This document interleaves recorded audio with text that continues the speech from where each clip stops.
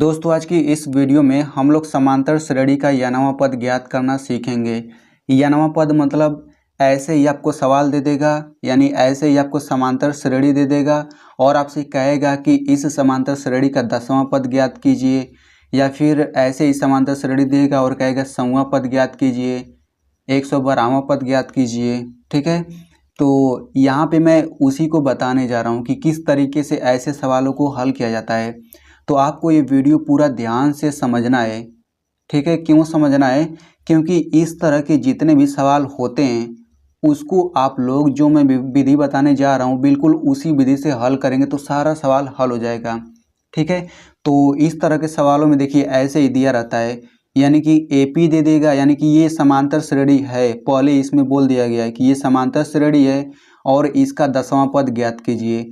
तो शुरू में 2 या 3 पद ऐसे ही दिया रहता है और कह देगा कि इसका 10वां पद ज्ञात कीजिए, 20वां पद ज्ञात कीजिए, कुछ भी बोल दे। तो चलिए हम इसको हल करना समझते हैं। तो सबसे पहले हम लोग क्या करेंगे, देखिए तो सबसे पहले इस समांतर श्रेणी का पहला पद लिखते हैं। तो पहला पद को लिखने के लिए हम लोग इसको ए से दर्शाते हैं पहला पद को। तो पहला पद हो जाएगा ए बराबर 2। देखिए पद जब भी शब्द प्रयोग हो तो पद का मतलब संख्या होता है। ठीक है, यानी कि इस समांतर श्रेणी का 10वां पद पूछा है ना, इसका मतलब इस समांतर श्रेणी का 10वां संख्या पूछा है, यानी कि इसी समांतर श्रेणी को आगे बढ़ाते जाएं तो 10वां संख्या कौन सा होगा वही हमसे पूछा गया है। तो सबसे पहले हम लोग लिखेंगे a बराबर 2, ये पहली संख्या है यानी कि प्रथम पद है। ठीक है, तो a बराबर 2 हो गया। अब हम लोग d का मान निकाल लेते हैं। तो देखिए d का मान क्या होता है, ये सर्वांतर होता है। ठीक है, तो d का मान निकालने के लिए हम लोग शुरू के 2 अंक ले लेते हैं, 2 संख्या, फिर अगली संख्या में से पिछली संख्या को घटाते हैं। तो अगली संख्या 7 है, पिछली संख्या 2 है, तो 7 में से 2 घटा कितना आ गया, 5 आ गया। तो d बराबर कितना आ गया, 5, यानी सर्वांतर 5 आ गया। तो आप यहाँ पे गलती ये नहीं करेंगे, मतलब बहुत लोग 2 में से 7 घटा देते हैं, ऐसा नहीं करना है। आपको हमेशा अगली संख्या में से पिछली संख्या घटाना है। ठीक है, तो देखिए 7 में से 2 घटाया तो 5 आ गया। अब इसके बाद आपको n का मान लिखना है।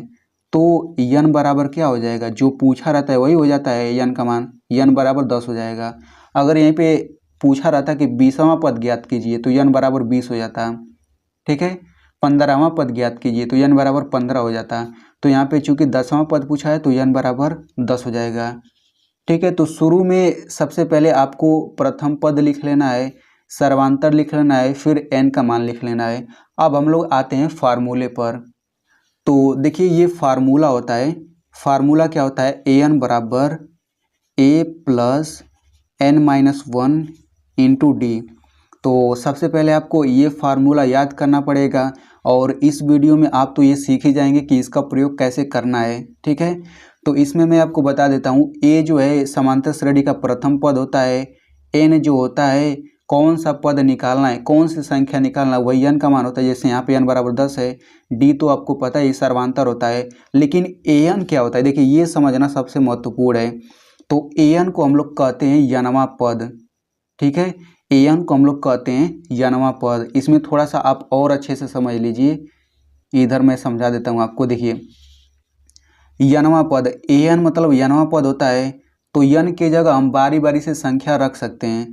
तो जैसे n बराबर अगर हम 1 रखेंगे तो ये हो जाएगा a1। ठीक है, तो a1 का मतलब होता है कि प्रथम पद या फिर पहली संख्या। तो आप लोग कहेंगे कि पहली संख्या को तो a से दर्शाया जाता है, a से दिखाया जाता है। तो देखिए पहली वाली संख्या को a1 से भी दिखाया जाता है, a से भी दिखाया जाता है, दोनों ही सही है। वैसे ही n बराबर 2 रख दें तो a2 हो जाएगा, यानी कि दूसरी वाली संख्या को a2 से दर्शाते हैं। यानी कि इस समांतर श्रेणी में देखा जाए तो a1 बराबर क्या हो जाएगा, 2 हो जाएगा, a2 बराबर 7 हो जाएगा। अगर a3 देखें तो a3 बराबर 12 हो जाएगा। ठीक है, यानी कि नीचे आप लोग देख सकते हैं कि नीचे वाला अंक बदलता है केवल, और a का a वैसे ही रहता है। ठीक है, आई होप आपको इतना समझ आ गया होगा। तो बस इसी फार्मूले में n बराबर 10 रख दीजिए। तो यहाँ पर भी n बराबर 10 रखेंगे ना तो ये हो जाएगा a 10 बराबर a का मान 2 है तो यहाँ से 2 रख लीजिए, प्लस n-1, n का मान 10 है तो यहाँ पे 10 रख लीजिए, फिर -1 d, डी का मान 5 है तो 5 रख लीजिए। ठीक है, यहाँ पे आप लोग कंफ्यूज मत होइएगा। देखिए बहुत लोग सोचेंगे कि यहाँ पे ए बराबर आपने 2 रखा, लेकिन इस ए की जगह आपने 2 नहीं रखा। तो देखिए मैं आपको बता देता हूँ। तो यहाँ पे मैं ए की जगह 2 रख दूँ तो क्या होगा, गलत हो जाएगा। क्यों गलत होगा, देखिए ये जब भी आता है एक ही साथ आता है। ये एन जो है ना, ये एक ही साथ आता है हमेशा, केवल एन का मान बदलता है, इसमें ए का मान नहीं बदलता। मतलब ए की जगह हम कोई अंक नहीं रख सकते हैं, क्योंकि इसका मतलब ही होता है यनवा पद, यनवा संख्या। जैसे a1 बराबर हो गया पहली वाली संख्या, a2 बराबर हो गई दूसरी वाली संख्या। ये बस दर्शाने का तरीका है। इस a की जगह कोई मान नहीं रखते हम लोग। जैसे a बराबर मैंने 2 अगर रख दिया तो ये कुछ इस तरीके से हो जाएगा ना, 2 1 फिर 2 का 2 फिर 2 3। तो ये इसका कोई मतलब है कुछ नहीं। ऐसा कुछ भी क्या होता है, कुछ भी नहीं होता है ऐसे। ठीक है, तो ये बस दर्शाने का तरीका है। तो देखिए A10 मतलब ये 10वां पद हो गया, 10वां संख्या। जैसे यहाँ पे दूसरी संख्या था, A2 था तो A1 था तो पहली संख्या था, और A3 था तो तीसरी संख्या दर्शाने का तरीका था। वैसे ही A10 आ गया, यानी कि 10वां संख्या आएगा। तो इसी को हल कर लेते हैं। तो ये हो जाएगा 2 प्लस 10 में से 1 घटा 9। अब चूंकि 9 कोष्टक में आएगा ना इस तरह से, और ये हो गया 5। तो 2 प्लस, अब इन दोनों के बीच कोई चिन्ह नहीं, मतलब गुणा का चिन्ह है। ठीक है, जब बीच में कोई चिन्ह नहीं रहता तो गुणा रहता है। तो 9 गुणा 5, 9 पचे 45 हो गया, और 45 में 2 जोड़ेंगे कितना हो जाएगा, ये हो जाएगा 47। यानी कि A10 का मान 47 हो गया। अभी ये आंसर नहीं आया है, अभी आपको इसके नीचे आपको ये लिखना पड़ेगा अच्छे से। अतः दी हुई AP का 10वां पद 47 है, आपको ये लास्ट में लिखना पड़ेगा। अब जा करके ये पूरी तरह से सवाल हल हो गया है। तो दोस्तों इस वीडियो को एक लाइक कर दीजिए और अपने दोस्त के साथ ज़रूर शेयर करिएगा, ताकि वो भी अच्छे से इसे समझ सकें।